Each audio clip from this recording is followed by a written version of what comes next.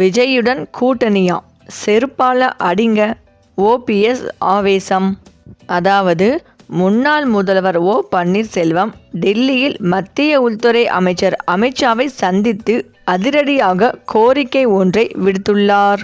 பாஜக அதிமுக கூட்டணியில் எனக்கும் என் ஆதரவாளர்களுக்கும் தொகுதிகள் ஒதுக்கீடு செய்யுங்கள், இல்லையெனில் எங்களை விட்டு விடுங்கள், விரைவில் முடிவு சொல்லாவிட்டால் தனி கட்சி தொடங்கி தாவேக அல்லது திமுகவுடன் கூட்டணி அமைத்துக் கொள்வோம் என ஓபிஎஸ் தரப்பில் கடும் எச்சரிக்கை விடுக்கப்பட்டுள்ளது. ஜெயலலிதா மறைவிற்கு பிறகு பிரதமர் மோடி கேட்டுக்கொண்டதாலேயே எடப்பாடி பழனிசாமியை முதல்வராக ஏற்று துணை முதல்வராக பொறுப்பேற்றதாக ஓபிஎஸ் பலமுறை பகிரங்கமாகவே கூறியிருந்தார். ஆனால் அதிமுக பொதுச் செயலாளராக எடப்பாடி பழனிசாமி தேர்வான பிறகு கட்சியிலிருந்து ஓபிஎஸ் வெளியேற்றப்பட்டார்.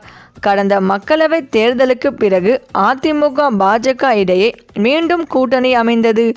இந்த கூட்டணியில் ஓபிஎஸ் மற்றும் டிடிவி தினகரனை சேர்க்க வேண்டும் என பாஜக மேலிடம் வலியுறுத்தியும் எடப்பாடி பழனிசாமி தொடர்ந்து மறுத்து வருகிறார். இதனால் மனமுடைந்த ஓபிஎஸ் தான் நடத்தி வந்த அதிமுக தொண்டர்கள் உரிமை மீட்பு குழுவை அதிமுக தொண்டர்கள் உரிமை மீட்பு கழகம் என பெயர் மாற்றினார். அவரது ஆதரவாளர்கள் தொடர்ந்து தனி கட்சி தொடங்கி தாவேக அல்லது திமுகவுடன் கூட்டணி வைக்க வேண்டும் என வலியுறுத்தி வருகின்றனர்.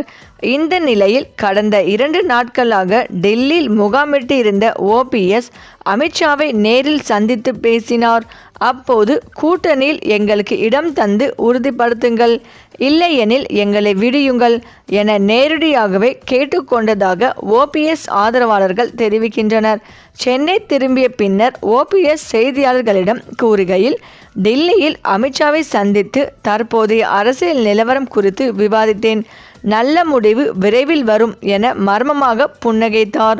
2026 சட்டசபை தேர்தலுக்கு முன்னதாக தமிழக அரசியலில் பெரும் புயலை ஏற்படுத்தக்கூடிய இந்த பேச்சுவார்த்தையால் அதிமுக பாஜக கூட்டணியில் விரிசல் ஏற்படுமா? ஓபிஎஸ் தாவேக அல்லது திமுக பக்கம் தாவுவாரா என தமிழகமே உற்று நோக்கியுள்ளது. முன்னாள் முதல்வர் ஓ பன்னீர்செல்வம் டில்லியில் மத்திய உள்துறை அமைச்சர் அமித்ஷாவை சந்தித்து நேரடியாக கோரிக்கை ஒன்றை விடுத்துள்ளார்.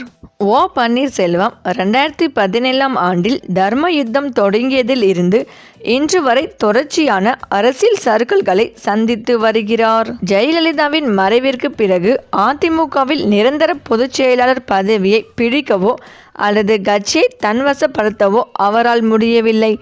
இன்று அதிமுகவுக்குள்ளும் செல்ல முடியாமல், தேசிய ஜனநாயக கூட்டணிக்குள்ளும் முழுமையாக நுழைய முடியாமல், ஒரு தீர்க்கமான அரசியல் முடிவை எடுக்க முடியாமல் அவர் திணறி வருவது அவரது அரசியல் எதிர்காலம் குறித்து பல கேள்விகளை எழுப்பியுள்ளது. ஓ பன்னீர்செல்வம் அவர்கள் முதலில் தர்ம யுத்தம் தொடங்கிய போது அவருக்கு இருந்த மக்கள் ஆதரவு, அரசியல் அனுதாபமும் குறுகிய காலத்திலேயே வலுவிழந்தது. அன்றைய சூழலில் பாஜகவின் தலையீட்டால் எடப்பாடி பழனிசாமியுடன் அவர் இணைக்கப்பட்டாலும் அந்த கூட்டணி நீண்ட காலம் நீடிக்கவில்லை. ஜெயலலிதாவால் 3 முறை முதலமைச்சராக பதவியேற்றிருந்தும் கட்சியில் கீழ்மட்ட நிர்வாகிகள் முதல் மூத்த நிர்வாகிகள் வரை எடப்பாடி பழனிசாமியின் தலைமையின் பின்னாலேயே அணிவகுத்தனர். கட்சிக்குள் நிலவும் அரசியல் சிக்கல்களை நீதிமன்றம் மூலம் மட்டுமே தீர்க்க முடியும் என்று நம்பி அவர் கோர்ட்டுகளை நாடியது அரசியல் களத்தில் அவருக்கு இருந்த பிடிப்பை பலவீனப்படுத்தியது. அரசியல் சண்டைக்கு நீதிமன்ற தீர்வை நாடியது அவருக்கு பெரும் சறுக்கலாக அமைந்தது. அவருடன் இருந்த முக்கிய தலைவர்களான மனோஜ் பாண்டியன், மைத்ரேயன், செங்கோட்டையன் போன்ற பலர் வேறு கட்சிகளுக்கு சென்றுவிட்ட நிலையில் இன்று அவர் முற்றிலும் தனிமரமாக நிற்கிறார். ஓபிஎஸ்ஸின் அடுத்த இலக்கு தேசிய ஜனநாயக கூட்டணிக்குள் நுழைவது அல்லது பாஜகவின் ஆதரவுடன் அதிமுகவில் ஒரு மரியாதையான இடத்தை பெறுவது என்பதாகவே இருந்தது. எடப்பாடி பழனிசாமி தலைமையிலான அதிமுக ஓபிஎஸ்ஸை மீண்டும் சேர்ப்பதற்கு திட்டவட்டமாக மறுத்து வருகிறது. ஓபிஎஸ்ஸை நேரடியாக ஆதரித்தால் தமிழ்நாட்டில் வலிமையான கூட்டணியாக கருதப்படும் அதிமுகவை இழக்க நேரிடும் என்பதால் பாஜக தலைமை ஒரு தெளிவான முடிவை எடுக்க முடியாமல் குழப்பத்தில் உள்ளது.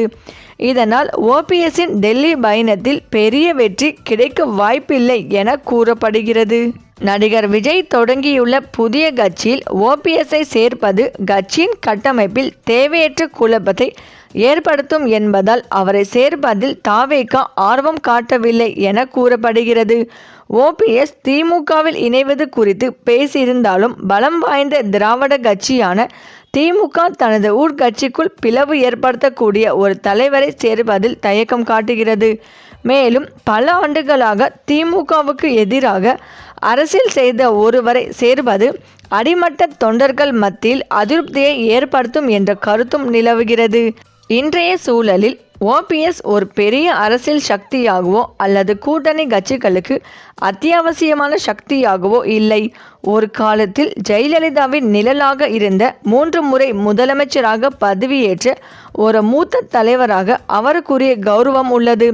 அவர் தொடர்ந்து அரசியல் சர்க்கல்களை சந்தித்து ஒவ்வொரு தேர்தலிலும் தோல்வியுற்று தனது கௌரவத்தை சிதைத்துக் கொள்வதை விட அரசியல் ரீதியாக ஒரு முடிவெடுப்பதே அவருக்கு சிறந்ததாக இருக்கும் என்று அரசியல் பார்வையாளர்கள் கருதுகின்றனர்.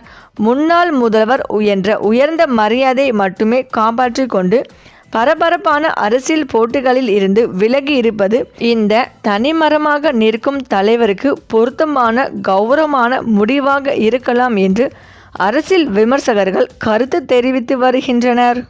இந்த நிலையில் தமிழக அரசியல் களம் தற்போது எதிர்பாராத திருப்பங்களையும் கூட்டணி குறித்த குழப்பங்களையும் சந்தித்து வருகிறது.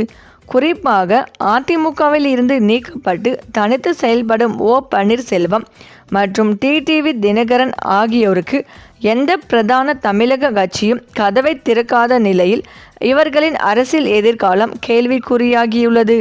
மறுபுறம் புதிதாக களமிறங்கியுள்ள நடிகர் விஜயின் தமிழக வெற்றி கழகம் இந்த இருவருடனும் கூட்டணி இல்லை என்ற முடிவில் உறுதியாக உள்ளது. இதனால் ஓபிஎஸ் மற்றும் டிடிவிக்கு தாவேகாவில் இடமில்லை என்பது தெளிவாகிறது. மேலும் திராவிட கொள்கை முரண்பாடுகளாலும் இபிஎஸ்ஸின் பிடிவாதத்தாலும் திமுக மற்றும் அதிமுகவின் கதவுகள் இவர்களுக்கு அடைக்கப்பட்டுள்ளன. இவ்வாறாக பிரதான தமிழக கட்சிகளின் கதவுகள் மூடப்பட்ட நிலையில் தங்கள் இருப்பை நிலைநாட்ட ஓபிஎஸ் மற்றும் டிடிவிக்கு எஞ்சியிருக்கும் ஒரே வாய்ப்பு பாஜக தலைமையிலான தேசிய ஜனநாயக கூட்டணிதான். என்டிஏ கூட்டணியில் அதிமுக இருந்தாலும் இந்த கூட்டணியில் ஓபிஎஸ் டிடிவி இணைவதில் இபிஎஸ்க்கு எந்த பிரச்சனையும் இருக்காது என எதிர்பார்க்கப்படுகிறது. தமிழகத்தில் என்டிஏ கூட்டணியை பலப்படுத்த வேண்டிய கட்டாயத்தில் உள்ள பாஜக அதிமுகவை ஒருங்கிணைக்க எடப்பாடி பழனிசாமி மறுப்பதால் ஜெயலலிதாவின் விசுவாசிகள் மற்றும் தென்மண்டல வாக்குகளை பிரிக்கக்கூடிய ஓபிஎஸ் டிடிவி ஆகியோரை என்டிஏ கூட்டணியில் சேர்ப்பதன் மூலம் கூடுதல் சதவிகித வாக்குகள் கிடைக்கலாம் என திட்டமிடுகிறது. இதன் மூலம் திமுகவுக்கு சாதகமான சூழலை தவிர்ப்பதுடன் பாஜகவின் புண்ணியத்தில் என்டிஏ கூட்டணியில் சேர்வது ஓபிஎஸ் மற்றும் டிடிவிக்கு அரசியல் ரீதியாக ஒரு அங்கீகாரத்தையும் போட்டியிட இடங்களை உறுதி செய்யும்.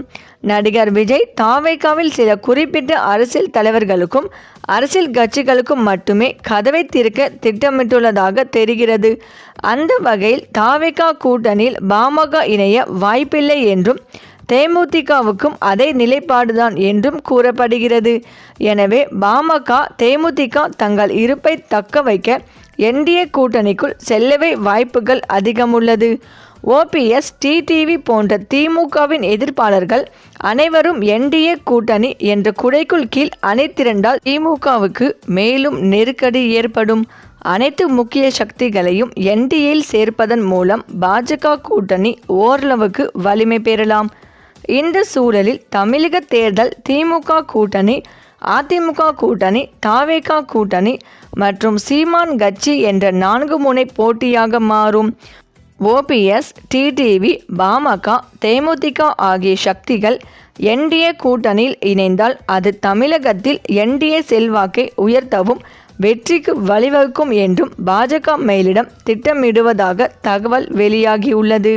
சரி, இந்த வீடியோ பற்றிய உங்கள் கருத்துக்களை கமெண்ட்ல சொல்லுங்க. மேலும் இந்த வீடியோ உங்களுக்கு பிடித்திருந்தால் லைக் பண்ணுங்க, ஷேர் பண்ணுங்க, மறக்காம நம்ம சேனலை சப்ஸ்கிரைப் பண்ணிக்கோங்க. தேங்க்ஸ் ஃபார் வாட்சிங்.